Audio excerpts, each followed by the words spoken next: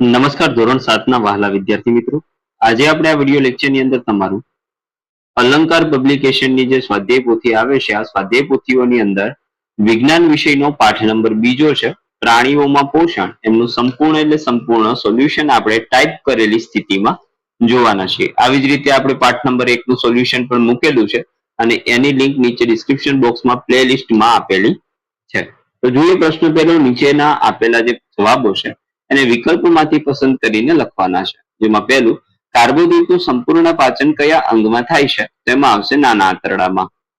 બીજું, પાણીનું અવશોષણ મુખ્યત્વે કયા અંગમાં થાય છે? તેમાં આવશે મોટા આંતરડામાં. ત્રીજું, ખોરાકના પાચનની શરૂઆત કયા અંગથી થાય? તો એમની અંદર જવાબ આવશે મુખ ગુહાથી. ચોથું, મુખ ગુહામાં ખોરાકના કયા ઘટકના પાચનની શરૂઆત થાય? તેમાં આવશે સ્ટાર્ચની એટલે કે કાર્બોદિતની. પાંચમું, જઠરમાં શાનું અંશતઃ પાચન થાય છે? તો જઠરની અંદર પ્રોટીનનું અંશતઃ પાચન થાય છે. છઠ્ઠું, કયા અવયવમાં ખોરાકના પાચનની પ્રક્રિયા પૂર્ણ થાય? તેમાં આવશે નાનું આંતરડું. સાતમું, પાચન તંત્રનું કયું અંગ પાચક રસ ઉત્પન્ન કરતું નથી? તેમની અંદર જવાબ આવશે મોટું આંતરડું. આઠમું, નીચે અમુક ખોરાકના નામ આપેલા છે તેમાંથી કયા ખોરાક આયોડિન સાથે વાદળી કાળો રંગ આપે છે? તેમાં આવશે બાફેલા બટેટા અને બ્રેડ. નવમું, નીચેનામાંથી દાંતની કઈ જોડનું બંધારણ જુદું છે પરંતુ કાર્ય સરખું છે? તેમની અંદર જવાબ આવશે દાઢ અને અગ્ર દાઢ. દસમું છે, ઘાસ ખાનારા પ્રાણીઓ માટે પાચનની કઈ ક્રિયા સાચી છે? તેમાં ઘાસનું ગળી જવું, અંશતઃ પાચન થવું, વાગડવું અને સંપૂર્ણ પાચન થવું. 11મું છે, અમીબાના ખોટા પગનો ઉપયોગ શું? તેમાં જવાબ આવશે ખોરાક પકડવા અને હલનચલન કરવા માટે થાય છે. ત્યાર પછી પ્રશ્ન નંબર બીજો છે, કાઉન્સમાંથી યોગ્ય વિકલ્પ પસંદ કરી ખાલી જગ્યા પૂરવાની છે. જેમાં પહેલું, મનુષ્યમાં પોષણના મુખ્ય ચરણ અનુક્રમે અંતઃગ્રહણ, પાચન, અવશોષણ, સંવાગીકરણ અને ઉત્સર્જન છે. ત્યાર પછી બીજું છે, યકૃત જે છે તે માનવ શરીરની સૌથી મોટી ગ્રંથિ છે. ત્રીજું, જઠરમાં હાઇડ્રોક્લોરિક એસિડ અને પાચક રસોનો સ્ત્રાવ થાય છે જે ખોરાક પર પ્રક્રિયા કરે છે. ચોથું, નાના આંતરડાની અંદરની દિવાલ પર આંગળીની જેમ અનેક નાના મોટા પ્રવર્તો આવેલા હોય છે જેને રસાંકુરો કહેવામાં આવે છે. પાંચમું, અમીબામાં ભોજનનું પાચન ખાદ્યધાની ની અંદર થાય છે જેને આપણે બીજું અન્નધાની પણ કહી શકીએ. ત્યાર પછી પ્રશ્ન નંબર ત્રીજો છે, યોગ્ય જોડકા જોડો. જેમાં પહેલું, કાર્બોહાઈડ્રેટ એમાં આવશે શર્કરા, પ્રોટીન તેમની અંદર આવશે એમિનો એસિડ અને ત્રીજું છે ચરબી તેમાં આવશે ફેટી એસિડ અને ગ્લિસરોલ. ત્યાર પછી બીજું જોડકું છે જેમાં લાળ ગ્રંથિ તો લાળ રસનો સ્ત્રાવ થાય, જઠર તો એસિડનો સ્ત્રાવ થાય, યકૃત તો પિત્તરસનો સ્ત્રાવ થાય, મળાશય તો અપાચ્ય ભોજનનો સંગ્રહ થાય, નાનું આંતરડું તો પાચન પૂર્ણ થાય અને મોટું આંતરડું તો પાણીનું અવશોષણ થાય છે. ત્યાર પછી ચોથું છે, નીચેના વિધાનો માટે સાચું અને ખોટું નિશાની કરવાની છે. જેમાં પહેલું, કાર્બોદિતનું પાચન જઠરમાં શરૂ થાય, આ વાત ખોટી છે. બીજું, જીભ લાળ ગ્રંથિને ખોરાકમાં મિશ્ર કરવામાં મદદરૂપ થાય તો સાચી વાત. પિત્તાશયમાં પિત્તરસ થોડા સમય માટે એકત્ર થાય છે તો આ વાત સાચી છે. રૂમિનેન્ટ ખાધેલ ખોરાકને પુનઃ મોંમાં લાવીને ચાવવાની ક્રિયા કરે છે તો સાચી વાત છે. અન્ન નળી જઠરમાં ખુલે છે તો સાચી વાત છે અને નાના આંતરડાની લંબાઈ 7 મીટર હોય છે તો આ વાત 7 મીટર જેટલી હોય છે તો આ વાત ખોટી છે. તો નાનું આંતરડું છે એટલે મિત્રો આ વાત સાચી છે. ઓકે, 7.5 મીટર જેટલું હોય. ત્યાર પછી છે, પાચન માર્ગમાં કયા ભાગમાં નીચેની પ્રક્રિયા થાય છે તે લખો. સુપાચ્ય ભોજનનું અવશોષણ નાના આંતરડામાં, ભોજનનું ચાવવું એ મુખ ગુહામાં, બેક્ટેરિયાનો નાશ એ જઠરમાં, ખોરાકનું સંપૂર્ણ પાચન નાના આંતરડામાં અને મળ નિર્માણ એ મોટા આંતરડામાં થાય છે. ત્યાર પછી નીચેના જે પ્રશ્નો છે એને એક એક વાક્યમાં જવાબ લખવાના છે. જેમાં પહેલું, સ્ટારફિશ કયા પ્રકારના જંતુઓનો ખોરાક તરીકે ઉપયોગ કરે? તો સ્ટારફિશ કેલ્શિયમ કાર્બોનેટથી બનેલા સખત કવચથી આવૃત પ્રાણીઓનો ખોરાક તરીકે ઉપયોગ કરે છે. બીજું, કઈ કઈ ગ્રંથિઓમાં પાચક રસોનો સ્ત્રાવ થાય? તો લાળ ગ્રંથિઓ, યકૃત, સ્વાદુપિંડ તેમજ જઠરની દિવાલ અને નાના આંતરડાની દિવાલમાં પાચક રસનો સ્ત્રાવ થાય છે.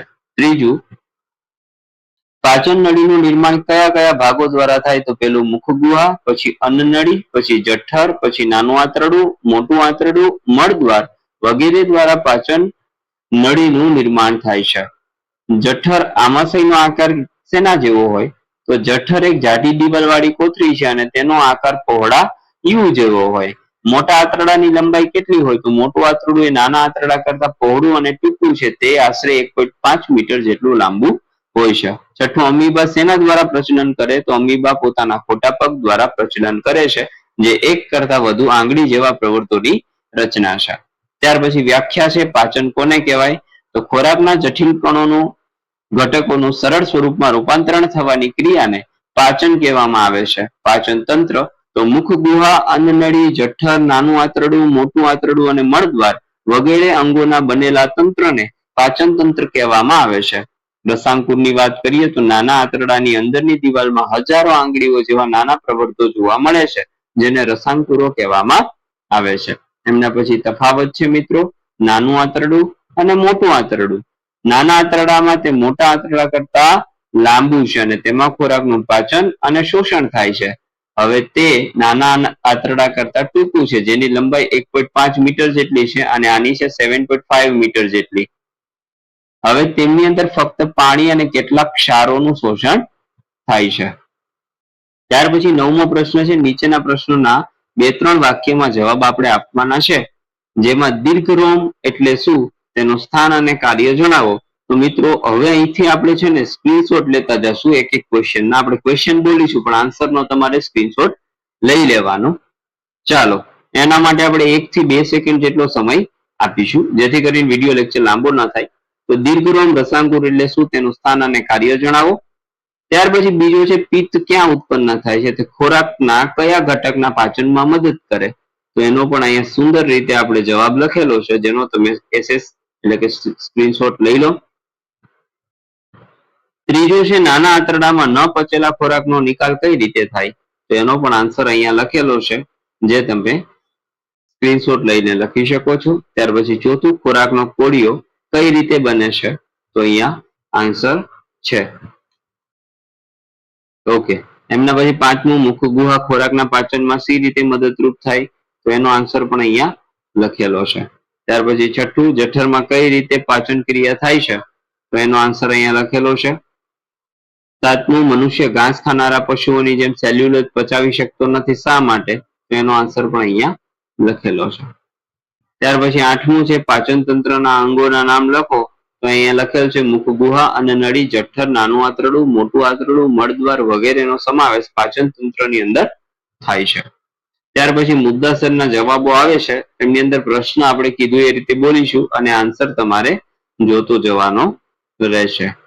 જો કયા કાર્બોહાઈડ્રેટ્સનું પાચન માત્ર વાગોળનારા પ્રાણીઓ કરી શકે, માનવી દ્વારા તેનું પાચન થઈ શકતું નથી, શા માટે? તો સેલ્યુલોઝ છે, કે એનું પાચન માત્ર પ્રાણીઓ જ કરી શકે, મનુષ્ય કરી શકતો નથી, એનું કારણ અહીંયા આપેલું છે. ત્યાર પછી બીજું, મનુષ્ય અને અમીબામાં થતા પોષણની સમાનતા અને વિવિધતા. તો સમાનતા અહીંયા લખેલી છે અને વિવિધતા પણ લખેલી છે. તો વિડીયો લેક્ચર પોઝ કરીને પણ લખવું તમે લખી શકો. આપણે બહુ ધીમે ધીમે આપણો વિડીયો લેક્ચર આગળ વધારીએ છીએ. ત્રીજું છે, શું માત્ર લીલી વનસ્પતિ ઘાસનો ખોરાક તરીકે ઉપયોગ કરીને જીવન નિર્વાહ ચલાવી શકાય? શા માટે નહીં, અથવા શા માટે ચલાવી શકાય? અહીંયા આન્સર આપેલો છે, જે તમારે લખી દેવાનો છે. તો દુધિયા દાંત અને સ્થાયી દાંત વચ્ચે ભેદ સમજાવો. તો એમનો પણ આન્સર અહીંયા આપેલો છે. 5મું, ઘાસનો ખોરાક તરીકે ઉપયોગ કરતા પશુઓમાં થતી પાચન ક્રિયા. તો અહીંયા સરસ રીતે આપણે વર્ણવેલું છે, જેનો સ્ક્રીનશોટ લઈને લખી દેવાનું છે. 6થું, અમીબામાં થતી પાચન ક્રિયા સમજાવો. તો અહીંયા જો છે એસએસ એટલે કે સ્ક્રીનશોટ લઈ લો અને લખી દો, અથવા તો વિડીયો લેક્ચર પોઝ કરીને લખી દેવાનું છે. 7મું, નીચે આપેલી આકૃતિમાં પાચન તંત્રના ભાગો. પહેલું, મુખગુહા, લાળ ગ્રંથિ, યકૃત, જઠર, સ્વાદુપિંડ, નાનું આંતરડું, મોટું આંતરડું, મળાશય, મળદ્વાર અને અન્નનળી. ઓકે, ચલો. એમના પછી છે, દાંતની વ્યવસ્થા મુજબ દાંતોના વિભિન્ન પ્રકારના નામ આકૃતિમાં દર્શાવો. તો પહેલા જુઓ દાઢ છે, પછી આ પણ દાઢ છે, આ અગ્રદાઢ, આ રાક્ષી અને છેદક દાઢ. ત્યાર પછી જીભની વાત કરીએ તો આપણે સ્વાદ અનુસાર સૌથી પાછળ કડવો, વચ્ચેના ભાગે ખાટો, અગ્રભાગમાં ખારો અને ગળ્યો.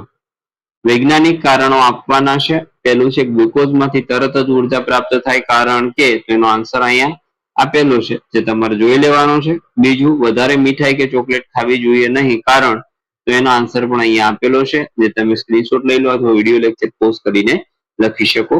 ત્રીજું, ઉતાવળથી ખોરાક આરોગવો જોઈએ નહીં એનું કારણ તો એનો આન્સર પણ અહીંયા લખેલો છે. અને ચોથું, ખોરાકને ખૂબ ચાવીને ખાવો જોઈએ તો એનો આન્સર અહીંયા સરસ રીતે વર્ણવેલો છે. ત્યાર પછી પ્રોજેક્ટ વર્ક છે એમાં દાંતની વ્યવસ્થા તથા પ્રકારના આધારે કોષ્ટક પૂરું કરવાનું છે. દાઢ કેટલી હોય? 12. અગ્રદાઢ કેટલી હોય? 8. રાક્ષી 4. છેદક 8. ટોટલ કેટલા? 32. અમીબામાં થતી ખોરાક ગ્રહણ અને પાચનની ક્રિયાવિધિ આકૃતિ દોરવાની છે. તો અહીંયા આપણે સરસ રીતે દોરેલી છે. તો આ આકૃતિ તમારે પણ દોરી દેવાની છે અને અહીંયા આપણો લેક્ચર છે એ પૂરો થાય છે. Thank you very much. ફરી મળીશું નેક્સ્ટ વિડીયો લેક્ચરમાં. ત્યાં સુધી આવજો. જય હિન્દ, જય ભારત.